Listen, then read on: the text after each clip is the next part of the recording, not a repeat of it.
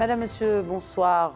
Retour en force des criquets pèlerins au Maroc. Le point sur la situation ce soir dans Question d'actu. Le sud-est du royaume fait face à une réapparition inquiétante de ces insectes ravageurs, ces acridiens, notamment dans les vallées du Dra et du Zizriz, qui sont à présent sous haute surveillance. Et l'État s'attaque au problème de front. Déjà plus de 2000 hectares ont dû être traités par voie aérienne. Et si certains qualifient le phénomène de cyclique, d'autres y voient une conséquence directe du dérèglement climatique. Et pour cause, ce retour massif de criquets pèlerins ne touche pas que le Maroc uniquement. L'Algérie, la Tunisie et la Libye et jusqu'à la vallée du Nil sont également concernés. Alors que la FAO tire la sonnette d'alarme et que les services phytosanitaires multiplient les opérations, des questions s'imposent. D'abord, quels sont les risques réels ? Sommes-nous suffisamment outillés et préparés à faire face à cette menace ? Et surtout, quelles leçons tirer des épisodes passés ? Pour répondre à ces questions d'actualité, je reçois ce soir deux experts qui se joignent à nous depuis Agadir. J'accueille le docteur Thami Ben Halima, expert de la FAO et consultant international. Bonsoir, docteur Ben Halima. Merci de vous joindre à nous. Bonsoir, madame. Merci pour l'invitation. Merci à vous de l'accepter. Depuis Agadir aussi, Saïd Raout, qui est consultant international spécialisé en gestion des acridiens. Bonsoir à vous et merci de vous joindre à nous. Merci beaucoup pour l'invitation. Merci à vous de l'accepter. Première question, justement, je vous l'adresse, monsieur Raout. Faut-il s'inquiéter d'une invasion de criquets pèlerins au Maroc ? À l'heure actuelle, selon les informations dont on dispose, la situation n'est pas vraiment alarmante. Tout de même, il faut être vigilant parce qu'il y a quand même une population acridienne qui se développe dans certains pays de la région et qu'il faudrait suivre de près. Voilà, donc je pense que, pour résumer, et je pense qu'on pourra par la suite rentrer en détail sur le phénomène acridien, comment il se développe. Oui, justement, docteur Ben Halim, en tant qu'expert de la FAO, justement, l'organisation alerte sur la résurgence du criquet pèlerin au Maroc. Jusqu'à quel point il faudra peut-être prendre en considération cette alerte de la FAO et dans quel sens l'organisation alerte sur ce retour du criquet pèlerin? La situation acridienne que connaît le Maroc actuellement est une situation tout à fait normale quand il y a des pluies qui tombent dans les régions qui sont concernées par la présence permanente du criquet pèlerin. Car le criquet pèlerin est une espèce qui est toute particulière. Elle a plusieurs phases. L'une est solitaire,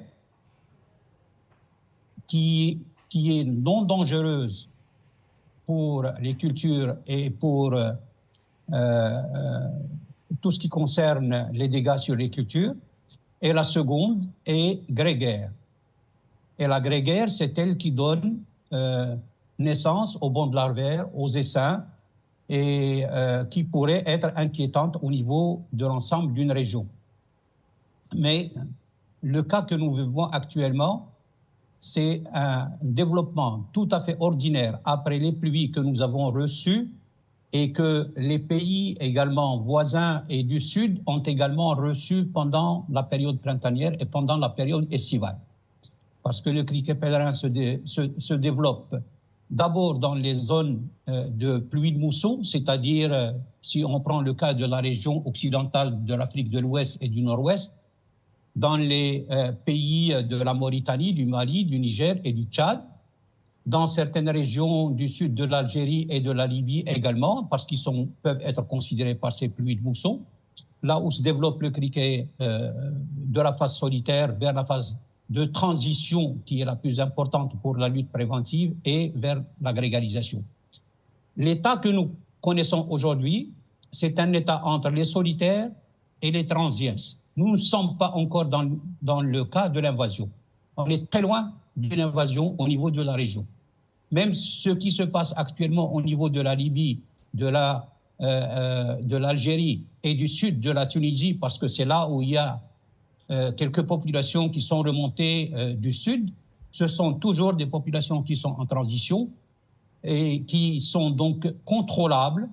Et ce que le Maroc connaît maintenant, ce sont plus des populations solitaires que des populations transientes, bien qu'il y ait des reproductions, il y ait certains mouvements, mais ce sont des populations très limitées et ils sont très bien contrôlés par les autorités qui en ont la charge.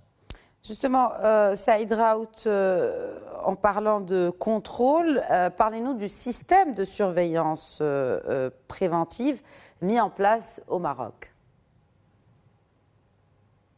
Alors, le système de lutte préventive qui est mis au Maroc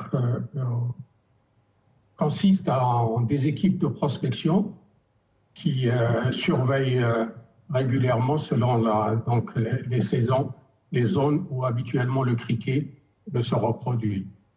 J'utilise des outils qui leur permettent aussi de suivre les conditions écologiques, notamment les pluies, pour les diriger vers ces zones. Il faut dire aussi que le Maroc, il est très bien outillé pour les systèmes d'information, de la remontée de l'information. Donc, il y a la collaboration des autorités locales qui, le moindre insecte qui est observé ou observé par les villageois, et donc les autorités transmettent l'information au Centre national de lutte anti-acridienne, qui est l'institution spécialisée pour gérer ce flux acridien. Alors, ces équipes, en général, durant cette période-là, ils sont actifs dans les zones habituelles, notamment dans le long de la région de l'Ouadra et également dans le sud du pays. Et ils sont équipés de tout le matériel nécessaire, donc des équipes équipées par des matériels de pulvérisation, des pesticides et également des outils. Ils utilisent la nouvelle technologie telle que la transmission d'informations par satellite, en utilisant un outil qui a été développé en coordination avec l'AIFAO, qui est le e-Locust 3, ou à travers des tablettes ou même maintenant avec les smartphones. Donc toutes les informations sur la biologie du criquet, les conditions environnementales, l'état de végétation, l'humidité du sol, qui sont autant d'indicateurs qui permettent d'apprécier si les zones prospectées sont susceptibles de présenter des conditions pour que les criquets se reproduisent et si les criquets arrivent. Donc, il y a un seuil de densité qui est généralement suivi de près. Donc, le criquet, on n'utilise pas tous les criquets parce que les criquets sont aussi des insectes qui font partie de notre écosystème, mais à partir d'un certain seuil où ils risquent de poser problème, c'est à ce moment-là que l'intervention est déclenchée. Donc, l'utilité de la lutte préventive, c'est d'anticiper toute possibilité de reproduction du criquet pèlerin, sachant que cet insecte a un potentiel de reproduction qui est important. Il peut en un espace de temps très court se développer et produire des œufs, et les générations suivantes, on assistera à une multiplication des insectes. La lutte préventive, pour résumer, c'est d'essayer d'intervenir et d'anticiper, localiser les premiers foyers où les criquets peuvent se regrouper et intervenir et éviter d'atteindre le seuil qui peut porter préjudice donc à la culture et former des essaims migrateurs. Alors justement, l'État prend le taureau par les cornes, si je peux me permettre l'expression, et a déjà traité, à travers bien sûr, sous la tutelle du ministère de l'Intérieur, a déjà traité 2000 hectares par voie aérienne. Pouvez-vous nous parler de cela et comment cela, justement, prévient de la reproduction de l'insecte, Dr Ben Halima? La situation acridienne au Maroc, comme vous l'avez signalé, est prise entre de bonnes mains. Nous avons traité jusqu'à avant-hier, à peu près 3000 hectares, dont 2600 hectares par avion et le reste par voie terrestre. Mais ce sont des populations qui sont très dispersées sur des zones extrêmement larges, pratiquement de l'océan Atlantique à Bouarfa. Et donc, les populations ne sont pas très denses. Elles sont de l'ordre de quelques dizaines, voire parfois quelques centaines d'individus par hectare, ce qui démontre, ce qui souligne encore une fois la situation dont j'ai parlé tout à l'heure, que nous sommes toujours dans la situation solitaro-transiens. Et donc, par conséquent, il n'y a absolument pas de risque. Pourquoi tout cela? Parce que peut-être ce que les gens ne savent pas, c'est que la situation acridienne ou la gestion du problème acridien est complexe, mais il est très bien développé depuis très longtemps. Depuis 1945, l'Organisation des Nations Unies pour l'alimentation et l'agriculture a été chargée des problématiques de l'agriculture et notamment de la gestion du problème du criquet pèlerin au niveau mondial. Puisque le criquet pèlerin, dans son habitat permanent, habite un territoire extrêmement large, d'à peu près 30 millions de kilomètres carrés, de l'océan Atlantique à la frontière indo-pakistanaise.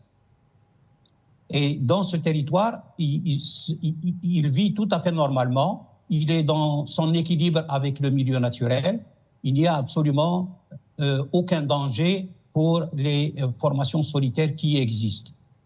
Dès que les conditions climatiques deviennent importantes, deviennent très favorables pour la ponte, parce qu'il lui faut un sol humide pour qu'il puisse pondre. Si le sol n'est pas humide, il ne pond pas. Et il ne pond pas parce que il doit être assuré que la progéniture, les larves qui vont sortir, doivent trouver de la végétation pour survivre. C'est l'exception du criquet pèlerin.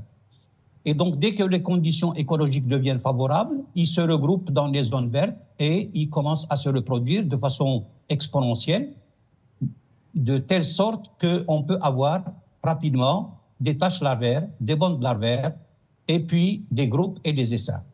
C'est pourquoi il fallait absolument mettre en place une stratégie de lutte préventive. Et c'est la raison pour laquelle les pays du Maghreb, qui étaient dans une commission de la FAO qui regroupait 5 pays du Maghreb, et les pays du Sahel, qui sont le complément des zones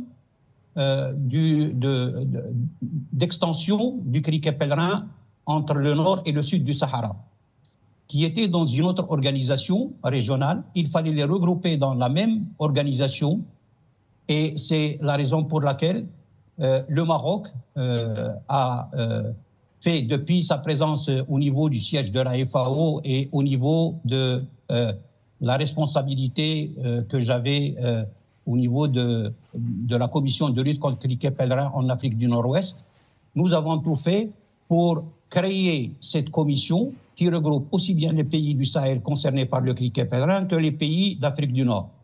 Et c'est cette commission qui a donné un élan très particulier et extrêmement important pour la mise en place d'une stratégie de lutte préventive qui consiste à aller prospecter les zones où les conditions écologiques sont devenues favorables et où le criquet pèlerin a commencé à se développer pour pouvoir les détruire avec peu de pesticides, parfois même uniquement avec des biopesticides, pour qu'il n'y ait pas de transition vers la phase grégaire.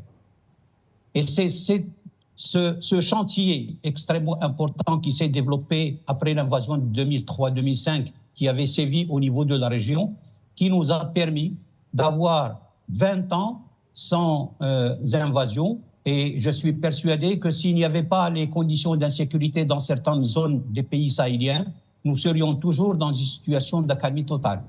Donc, nous comptons sur ce dispositif et nous comptons sur le développement et la durabilité de ce système pour que les invasions acridiennes deviennent maîtrisables et que le niveau des populations ne dépasse jamais le niveau qu'on souhaite. La Mauritanie joue un rôle extrêmement important dans ce domaine parce que les conditions de sécurité sont bonnes, les prospections se font correctement. Il y a eu un centre national qui a été renforcé et installé dans ce pays pour lequel le gouvernement mauritanien fournit chaque année $1 million pour son fonctionnement normal. Et au Mali et au Niger et au Tchad, nous avons fait exactement la même chose en créant des centres nationaux de lutte anti-acridienne. Malheureusement, comme tout le monde le sait, dans les zones sahéliennes, il y a des problèmes d'insécurité qui font que ces pays ne peuvent pas réaliser le travail correctement. Mais ceux qui sont autour, c'est-à-dire l'Algérie, la Libye, le Maroc, sont toujours outillés et prêts à faire face à certaines, certaines situations qui n'étaient pas attendues, qui n'étaient pas prévues. Et c'est cet ensemble de coordination grâce à la commission de lutte contre les criquets pèlerins dans la région occidentale, c'est-à-dire en Afrique de l'Ouest et du Nord-Ouest, qui s'est réuni récemment à Marrakech en février dernier et qui continue à faire un excellent travail de coordination, que la situation de lutte anti-acridienne est maîtrisée. Donc il n'y a pas de danger pour vous? Non. Pour moi, il n'y a pas de danger. La situation est tout à fait maîtrisable. Et même si les populations qui sont en cours de reproduction permettent à des bandes larvaires ou à des taches larvaires de se développer, les criquets qui en seront issus ne peuvent pas continuer leur chemin vers le nord. Ils doivent absolument retourner vers le sud, là où les pluies de mousson commencent à tomber à partir du mois de juin-juillet. Et c'est ça le cycle pendant les périodes d'invasion. C'est entre les zones sahéliennes et l'Afrique du Nord. C'est une espèce de balancier pendant les périodes de crise, comme ça s'est passé entre 2003 et 2005, et comme ça s'est passé surtout entre 1954 et 1962 au niveau de la région occidentale, une invasion mémorisable qui avait fait énormément de dégâts et que tout le monde garde à l'esprit, et que à chaque fois qu'il y ait un criquet, on pense à cette invasion. Depuis, on a connu l'invasion de 1987-89, qui, au lieu de 6 ou 7 ans, a été maîtrisée au bout de 2 ans grâce aux efforts colossaux que le Maroc avait développés et aux moyens qu'il avait développés, et grâce à l'organisation particulière et originale que le Maroc avait développée par la création du poste de commandement central sous le commandement du général de corps d'armée qui est chargé de la gendarmerie royale, la création de postes de commandement régionaux sur 3 lignes successives tout au long des frontières, pour qu'à chaque fois qu'il y ait une intrusion, on ait la possibilité de pouvoir éliminer les acridiens qui arrivent très rapidement. Et cette organisation a permis en 2 ans, contrairement à ce que prévoyaient les spécialistes étrangers, de détruire pratiquement toutes les populations acridiennes, et nous sommes revenus au calme. En 2003-2005, c'était à peu près la même situation, et c'est le Maroc qui a pu éliminer, grâce aux 5 millions d'hectares qu'il avait traités, les populations acridiennes qui sont arrivées directement à l'ouest de la Mauritanie. Donc, il y a une organisation aussi bien régionale qu'à l'international, qu'au niveau marocain, qui doivent nous assurer qu'il n'y aurait pas les images que nous avons vécues dans les années 50 et début 60. Très bien. Bon, je vais poser une question peut-être, dernière question à Saïd Raoud sur les leçons, ou en tout cas les expériences passées avec les invasions de criquets pèlerins et comment on peut limiter les risques futurs, d'autant plus que beaucoup d'observateurs parlent d'une recrudescence à cause du changement climatique. Alors, la première leçon qui a été donc apprise des invasions précédentes, c'est de maintenir et d'avoir donc des unités nationales de lutte anti-acridienne autonomes qui leur permettent de mettre en place la stratégie de lutte préventive dont nous avons parlé et que Tamim Ben Halima a développée. Donc ceci est nécessaire. Qui dit donc unité nationale de lutte anti-acridienne, il faudrait qu'ils aient donc une autonomie, notamment financière, pour leur permettre de maintenir donc et de mettre en place les plans d'action de prévention qu'ils établissent tous les ans. Et donc l'aspect financier est important pour maintenir et renouveler le matériel, faire des actions de surveillance préventive, et également un important volet qui c'est la formation. La formation est cruciale et nécessaire. Avec le départ à la retraite, certains centres de lutte anti-acridienne voient leur effectif diminuer. Donc, le renouvellement du personnel et la formation des nouveaux cadres est important. Et dans ce sens, je tiens à souligner que le Maroc est considéré comme leader en termes de formation parce que la plupart des pays notamment de l'Afrique de l'Ouest, disposent de cadres qui ont en général été formés au Maroc. Et en ce moment, il y a également un master en acridologie, en gestion du problème acridien, qui a été lancé l'année dernière. Il est maintenant en sa deuxième année. Et il y a plusieurs pays qui y participent, notamment au niveau des pays de l'Afrique de l'Ouest. Il y a une dizaine, et également de la région centrale, de l'aire de distribution du criquet, c'est-à-dire les pays du pourtour de la mer Rouge, le Corne d'Afrique. Et donc, il y a 8 étudiants qui suivent cette formation.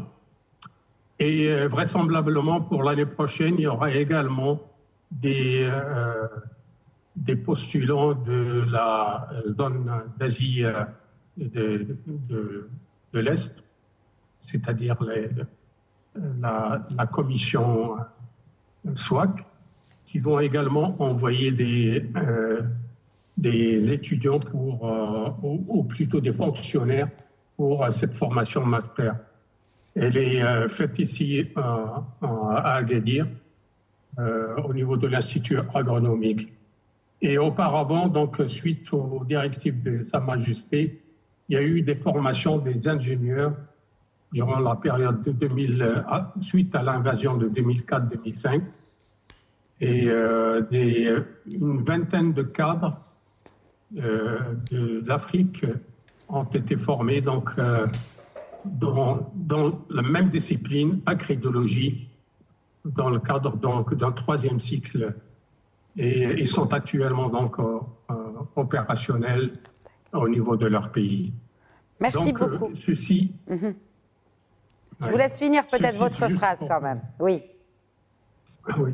Non, c'est juste pour souligner donc l'importance donc le rôle que joue le Maroc donc en termes de renforcement des capacités au niveau des pays à l'international, puisque même les cadres du Centre national de lutte anti-acridienne, ils apportent appui dans le cadre d'expertise à travers la FAO aux autres pays, que ce soit en Afrique et même à Madagascar, en Asie centrale et dans le Caucase. Voilà. Merci beaucoup Saïd Raout, merci d'avoir répondu à nos questions. Je rappelle que vous êtes consultant international spécialisé en gestion des acridiens. Encore une fois, merci d'avoir répondu à nos questions. Je vous en prie. Et merci à vous aussi, Dr Tahami Ben Halima. Merci d'avoir été avec nous ce soir dans Questions d'Actu. Merci beaucoup. C'est la fin de cet épisode. Très bonne soirée.